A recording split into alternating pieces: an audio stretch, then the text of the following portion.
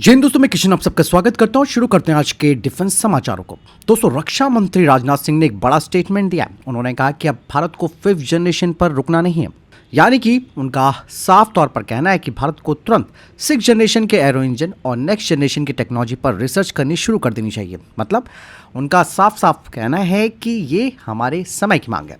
आज दुनिया की सारी बड़ी ताकतें, आप सब जानते हैं, 6th generation fighter jet programme पर काम कर रही हैं और इन इंजनों में दोस्तों एडेप्टिव साइकिल इंजन, ज्यादा थ्रस्ट और वेरिएबल पावर, बेहतर fuel efficiency, even advance thermal management system होता है। रक्षा मंत्री ने साफ तौर पर कहा कि भविष्य की जंग सिर्फ प्लेटफॉर्म खरीदने से नहीं जीती जाएगी, बल्कि नई टेक्नोलॉजी में महारत से जीती जाएगी। इवन दोस्तों, उन्होंने आर्टिफिशियल इंटेलिजेंस पर भी काफी फोकस किया, क्योंकि मॉडर्न एरो इंजन अब दोस्तों सिर्फ मैकेनिकल सिस्टम पर नहीं होते हैं, बल्कि उनका डिजिटल इकोसिस्टम बन चुका है और एआई की मदद से इंजनों की real time monitoring, predictive maintenance और मिशन के हिसाब से परफॉर्मेंस ऑप्टिमाइजेशन पॉसिबल हो पाएगी। इवन दोस्तों, एडवांस मटेरियल्स जैसे हाई टेम्परेचर एलॉयज और ceramic composites 6th generation fighter jet की रीड होते हैं। भारत को दोस्तों यहाँ पर एक तो R&D पर मैं कहूँगा कि फोकस करना चाहिए अगर हम 6th जनरेशन की तरफ वाकई में जाना चाहते हैं, क्योंकि पहले तो हमें अपना एम का फाइटर जेट प्रोग्राम बनाना पड़ेगा, क्योंकि उसी के बेसिस पर हम अपने आप को 6th जनरेशन की तरफ बढ़ा सकते हैं। और अभी के लिए जैसे GCAP पर काम हो रहा है, वहाँ पर भारत उस प्रोजेक्ट के साथ जुड़ सकता है, ताकि वहाँ से चीज़ें सीखकर हम खुद अपना 6th जनरेशन का फाइटर जेट प्रोग्राम शुरू कर सकें। इवन दोस्तों, इंजन सबसे इंपॉर्टेंट बात है, क्योंकि रक्षा मंत्री राजनाथ सिंह जी खुद इंजन पर फोकस कर रहे हैं, क्योंकि दोस्तों यहाँ बराबरी की बात नहीं है। भारत अब यहाँ पर आगे निकलने की कोशिश कर रहा है, इसीलिए स्पेशली मैं तो कहना चाहूँगा कि भारत को R&D पर जितना हो सके उतना खर्च कर देना चाहिए, तभी चीज़ें सामने आएंगी। इवन इस दौरान रक्षा मंत्री राजनाथ सिंह जी ने DRDO की GTRE का भी दौरा किया और उन्होंने इस प्रोजेक्ट की पूरी समीक्षा भी की।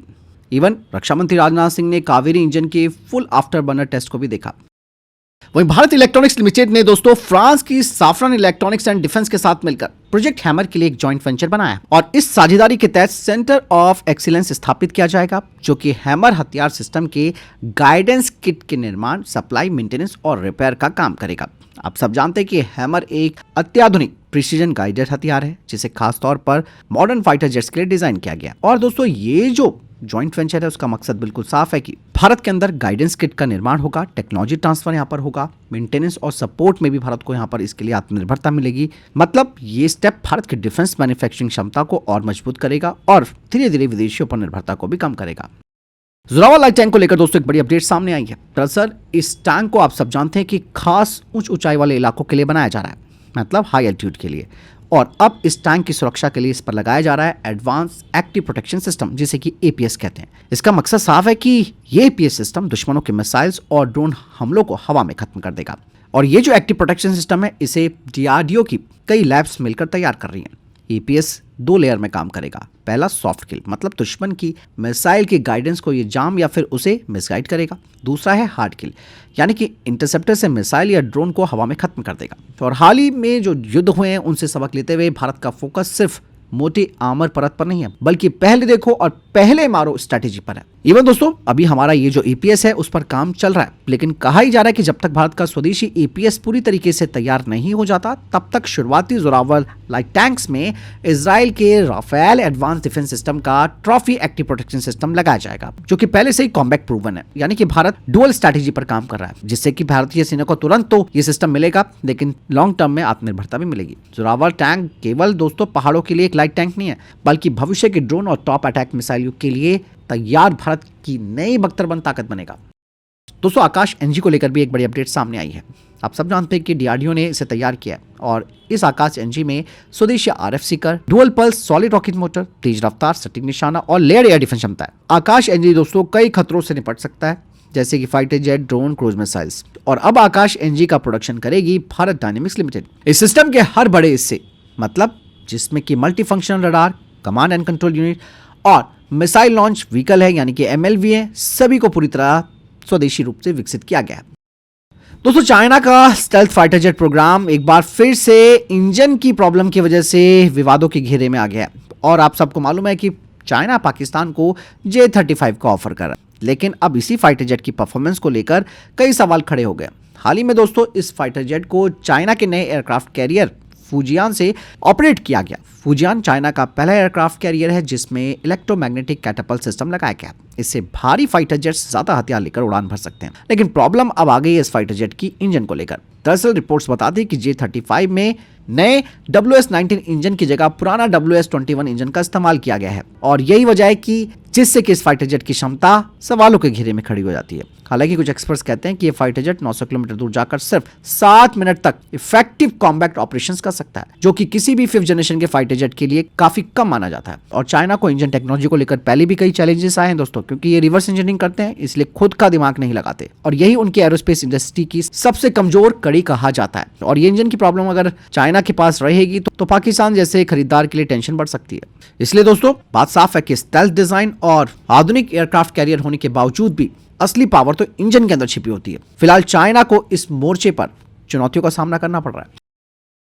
फ्रांस की मीडिया ने दोस्तों एक बड़ी अपडेट दी है। उन्होंने कहा कि इंडियन नेवी के लिए डासो राफेल मरीन के 31 और विमानों का नया ऑर्डर दिया जा सकता है। अब ये दोस्तों फ्रेंच की मीडिया कह रही है, हम इसको पूरी तरीके से नहीं कह रहे हैं जब तक इंडियन नेवी का ऑफिशियल स्टेटमेंट नहीं आ जाता। लेट्स सी कि ये रिपोर्ट कहती क्या है, क्योंकि दोस्तों आप सबको मालूम है कि 2025 में भारत ने 26 राफेल मरीन का ऑर्डर दिया था और अगर इसमें 31 और जुड़ जाते हैं तो भारतीय नौसेना के पास कुल 57 राफेल मरीन फाइटर जेट्स हो सकते हैं। और यहाँ पर सबसे दिलचस्प बात यह है कि अभी फ्रांसीसी नौसेना के पास 41 राफेल मरीन है, यानी कि नया ऑर्डर अगर फाइनल हो जाता है तो भारत इस वेरिएंट का दुनिया का सबसे बड़ा ऑपरेटर बन सकता है, जिससे कि भारत अपने एयरक्राफ्ट कैरियर आईएनएस विक्रांत से ऑपरेट करेगा। इसके अलावा आईएनएस विक्रमादित्य पर भी ये तैनात हो सकते हैं। भारतीय नौसेना को दोस्तों 57 कैरियर बाउंड फाइटर जेट्स की जरूरत बताई जाती है ताकि दोनों एयरक्राफ्ट कैरियर्स की एयर विंग पूरी तरह मजबूत रहे।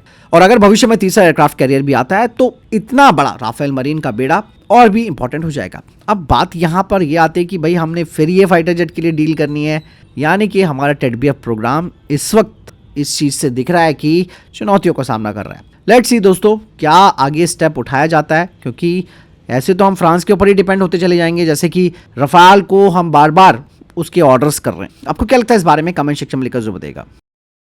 Su-57 को लेकर भी एक बड़ी अपडेट सामने आई है। कहा जा रहा है कि जब तक यूक्रेन की जंग चलती रहेगी तब तक भारत रशिया के साथ Su-57 डील नहीं कर सकता और अमेरिका जैसा देश भारत पर काटसा का दबाव बना चुका है, इसलिए भारत इस बार काफी अलर्ट है। और आपको बता दें कि HAL रशिया के उस ऑफर का भी स्टडी कर रही है जिसमें कि Su-57E का भारत में लोकल प्रोडक्शन शामिल है। और इसके अलावा यह भी कहा जा रहा था कि इंडियन एयरफोर्स को 2 से 3 स्क्वाड्रन सीधे रशिया से मिल सकते हैं Su-57 के, जिसमें कि इंजन और रडार पैकेज भी शामिल है। Su-57 को दोस्तों एक इंटरिम सॉल्यूशन के तौर पर देखा जा रहा है जब तक कि भारत का एमका और तेजस मार्क 2 पूरी तरह तैयार नहीं हो जाते, क्योंकि दोस्तों यूक्रेन जंग के बाद ग्लोबली रशिया के ऊपर प्रतिबंध लगे हैं। ऐसे में भारत के लिए फैसला सिर्फ मिलिट्री क्षमता का नहीं है बल्कि डिप्लोमेसी और इकोनॉमिक बैलेंस का भी है, यानी कि Su-57 का ऑप्शन हमारे लिए खुला रहेगा, लेकिन फैसला अभी नहीं होगा। इसके अलावा एक और रिपोर्ट सामने आई है जो बताती है कि फ्रांसीसी सेना अपने पुराने MLRS क्षमता को आधुनिक बनाने की योजना कर रही है। ऐसे में फ्रांस पिनाका की तरफ देख रहा है और पिनाका दोस्तों अपनी सटीकता और भारी सैचुरेशन फायर पावर के लिए जाना जाता है। हालांकि मौजूदा एक्सटेंडेड रेंज वेरिएंट जो है वो लगभग 120 किलोमीटर तक मार कर सकता है, लेकिन फ्रांस कम से कम 150 किलोमीटर के रेंज चाहता है ताकि भविष्य में हाई इंटेंसिटी युद्ध में डीप स्ट्राइक क्षमता अपनी सुनिश्चित हो सके। डिफेंस एक्सपर्ट्स भी कह रहे हैं कि अगर फ्रांस पिनाका को अपनाता है तो ये दोनों देशों के बीच डिफेंस पार्टनरशिप को और गहरा कर सकता है, साथ ही टेक्नोलॉजी शेयरिंग और इंडस्ट्रियल सहयोग के भी नए रास्ते खुल सकते हैं। यानी कि दोस्तों भारत अब सिर्फ हथियार इंपोर्ट करने वाला देश नहीं है बल्कि एडवांस आर्टिलरी सिस्टम को एक्सपोर्ट करने की स्थिति में पहुंच गया है। दोस्तों कुछ रिपोर्ट्स बताती हैं कि भारत को डासो राफेल के जो मेन इलेक्ट्रॉनिक सिस्टम और इलेक्ट्रॉनिक वॉरफेयर सूट है उसका कोई सोर्स कोड नहीं मिलेगा, जिसमें कि RBE-2 radar spectra defensive system है। यानी कि सोर्स कोड अगर हमें नहीं मिलता तो भारत अपने हिसाब से इन सिस्टम्स में बदलाव भी नहीं कर सकता और अपग्रेड भी नहीं कर पाएगा। हर बड़े मॉडिफिकेशन और इंटीग्रेशन के लिए हमें फ्रांस की कंपनियों जैसे कि डासो एविएशन और थेल्स ग्रुप से मंजूरी लेनी पड़ेगी। यहाँ पर भारत का कहना है कि जो नए 114 राफेल फाइटर जेट का सौदा है उसमें ज्यादा लोकल मैन्युफैक्चरिंग हो, अधिक टेक्नोलॉजी ट्रांसफर भारत को मिले और भारत के स्वदेशी हथियारों को इसमें आसानी से इंटीग्रेट किया जा सके। लेकिन फ्रांस की पॉलिसी बिल्कुल साफ है दोस्तों, वो अपने कोर कॉम्बैट सॉफ्टवेयर और IP को पूरी तरह सुरक्षित रखता है। लेकिन दोस्तों अब ये कहा जा रहा है कि भारत को एटलीस्ट API या फिर इंटरफेस लेवल का एक्सेस दिया जा सकता है, जिससे कि इस फाइटर जेट में भारतीय हथियार और मिशन सिस्टम जोड़ा जा सकता है, लेकिन मेन सोर्स कोड भारत के साथ साझा नहीं किया जाएगा। ये मुद्दा दोस्तों टेक्नोलॉजी का नहीं है बल्कि ये भारत की लॉन्ग टर्म सामरिक स्वतंत्रता से जुड़ा हुआ है। अब देखने वाली बात है दोस्तों कि आगे इस चीज में फ्रांस क्या बोलता है और भारत क्या एक्सेप्ट करता है। वहीं दोस्तों भारतीय सेना ने इंडियन AI समिट में अपनी स्वदेशी डुअल यूज AI टेक्नोलॉजी को प्रदर्शित किया, यानी ऐसी टेक्नोलॉजी जो सेना के साथ साथ नागरिक क्षेत्रों के काम आती है।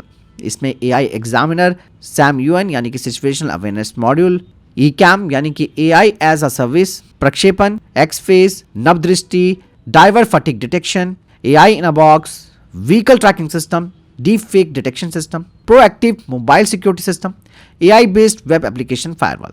मतलब भारतीय सेना का फोकस सिर्फ युद्ध क्षमता को बढ़ाने पर नहीं है, बल्कि देश के लोगों की सुरक्षा, डिजास्टर मैनेजमेंट, डिजिटल सुरक्षा और राष्ट्र निर्माण के योगदान पर भी है। वहीं भारतीय सेना ने अपने भैरव बटालियन का एक दमदार वीडियो जारी किया। इस वीडियो में जवानों की जबरदस्त ट्रेनिंग, युद्ध कौशल और आधुनिक हथियारों के साथ उनकी तैयारियों को दिखाया गया। कठिन इलाकों में ऑपरेशन, क्लोज क्वार्टर बैटल और हाई फ्रीक्वेंसी ड्रिल्स इस वीडियो में देखी जा सकती है। और ये फिल्म और भी ज्यादा तब खास बनती है जब महानायक अमिताभ बच्चन की दमदार आवाज इस वीडियो में सुनी जाती है। भैरव बटालियन को दोस्तों भारतीय सेना की नई आक्रामक और तेज प्रतिक्रिया क्षमता का प्रतीक माना जाता है, जिसका संदेश साफ है कि भारतीय सेना हर चुनौती के लिए तैयार है और नई बटालियनें आधुनिक युद्ध की जरूरतों के अनुसार ट्रेंड हो रही हैं। दोस्तों, रक्षा मंत्री राजनाथ सिंह ने बेंगलुरु की बेल परिसर का दौरा किया, जहां उन्होंने मिसाइल इंटीग्रेशन फैसिलिटी का उद्घाटन किया और आकाश मिसाइल की 3री और 4थी रेजिमेंट को रवाना किया।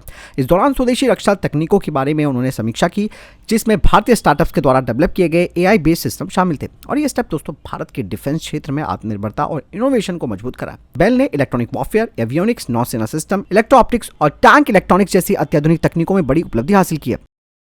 तो फिलहाल तब तक के टॉप डिफेंस अपडेट। वीडियो के सामने कोई प्रश्न जवाब है आपको, सवाल कमेंट सेक्शन में लिखकर जरूर पूछ सकते हैं। वीडियो को लाइक और शेयर जरूर कीजिएगा। जय हिंद, वंदे मातरम।